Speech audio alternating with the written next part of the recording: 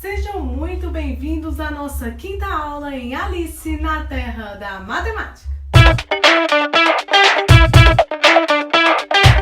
Hoje nós estamos dando início à nossa aula de um conteúdo do segundo ano do ensino médio, a análise combinatória. Nós vamos falar sobre arranjo e combinação.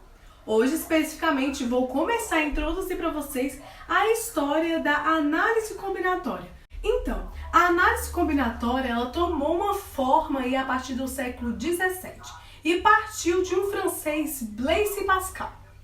Obviamente, como qualquer coisa na matemática, tudo vem sendo comentado e complementado por outros matemáticos, como Fermat, que teve uma grande colaboração para a demonstração da análise combinatória.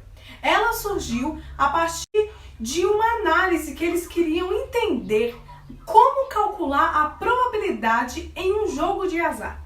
Um jogo de azar que passa tempo mais fútil. Pois é, meus amores, pois a partir disso que as grandes mentes aí, matemáticas, mostraram cientificamente a demonstração de análise combinatória.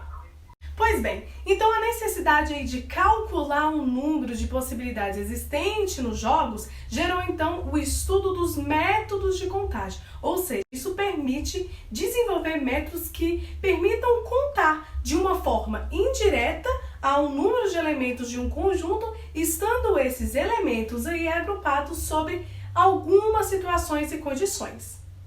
E o que isso quer dizer? Pensamos agora em um grupo de elementos, a gente vai chamá-lo de agrupamento, que dentro da análise combinatória vai se diferenciar aí um do outro, e através dessa diferença entre eles, a gente vai trabalhar as formulações.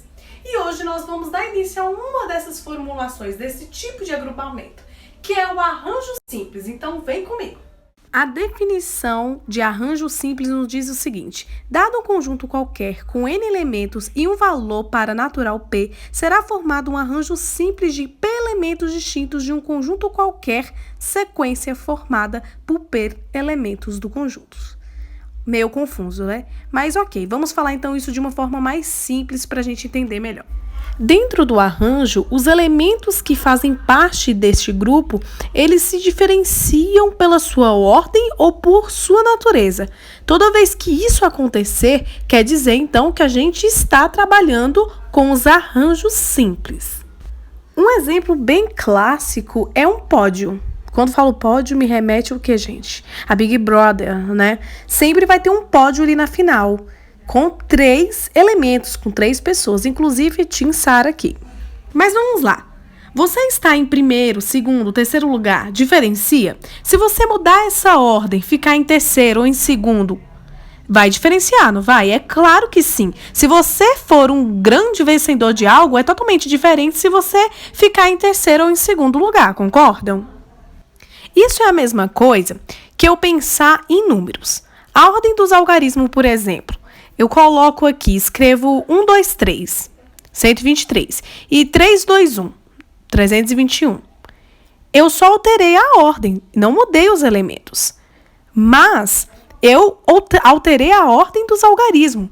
O número final mudou, não mudou? Claro que sim. Então, se ele mudou, ele é diferente do outro. Então, nesses casos, a gente vai, então, estar usando os arranjos simples. Uma dica bem clássica é quando nós se depararmos aí com algum exercício para tentar interpretar se é resolvido por arranjo, é só você perguntar: a ordem dos elementos muda? Se o exercício de responder aham, você vai lembrar arranjo. Não responda sim, responda aham, que você vai lembrar na hora que é aí feito, resolvido por arranjo simples. Agora vamos para a fórmula matemática, que é a fórmula aí do arranjo. Como é que se escreve a fórmula do arranjo? É o que você tem que sempre lembrar. Um arranjo de n em P, ou seja, de n elementos tomados em P, a gente tem então a formulação n fatorial dividido por n menos p fatorial, em que esse np pertence ao conjunto dos números naturais e ainda p é menor ou igual a n. Então, é isso que você tem que lembrar, dessa formulação e da perguntinha. Se a resposta for aham, é por essa formulação que você vai resolver, de arranjos simples. Vamos fazer, então, alguns exemplos da aplicação numérica dos arranjos? Olha só. Primeiro exemplo. Um arranjo de 3 elementos tomados de 2 em 2. Então, eu tenho um arranjo de 3 elementos tomados de 2 a 2 NP. Então, colocando lá na nossa formulazinha, n fatorial dividido por n menos p fatorial. Isso, então, resulta. Quem é n aí? 3, não é? Então, 3 fatorial dividido por n menos p. N é 3, quem é p? 2. 3 menos 2 fatorial. Isso resulta 3 fatorial dividido por 1 fatorial. 3 menos 2, 1. 1 fatorial. Para você calcular isso, lembre-se, você tem que saber de fatorial, tá?